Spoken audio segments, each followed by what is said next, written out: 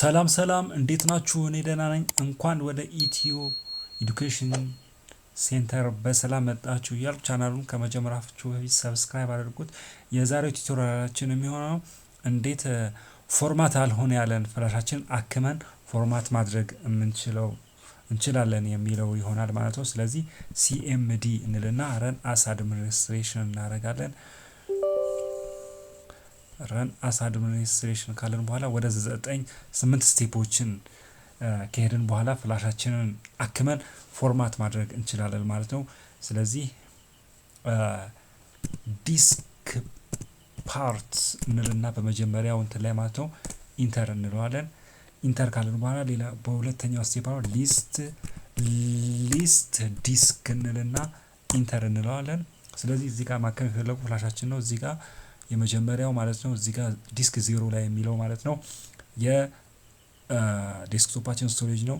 ዲስክ 1 ደግሞ የፍላሻችን ስቶሬጅ ነው ማለት ነው። ስለዚህ እኛ የፈለግነው ደግሞ የፍላሻችንን ማከም ስለሆነ ስለዚህ ሰሌክት ዲስክ 1 ይሆናል ማለት ዲስክ 0 የዴስክቶፑ ነው።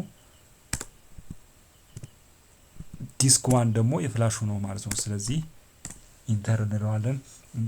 ከዛ ክሊን እንለዋለን። ክሊን ካልን በኋላ እስኪጨርስ እንጠብቀዋለን። ዘን ክሬት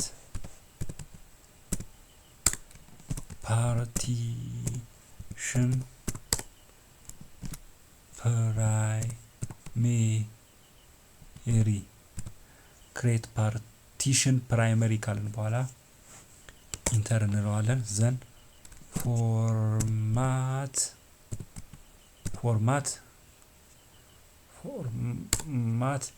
fs is equal to fat 32 quick ካልን በኋላ ኢንተር እንለዋለን። ይሄን ስቴፕ ካረገ በኋላ እስኪጨርስ እንጠብቀዋለን። ዘን ጨርሷል። የመጨረሻው የሰባተኛ ስቴፓችን አክቲቭ እንለዋለን። አክቲቭ እናደርገዋለን ፍላሹን። ዘር ኢንተር እንለዋለን።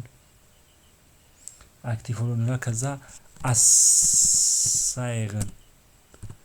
አሳይረን እንለውና ኢንተር እንለዋለን። ዘን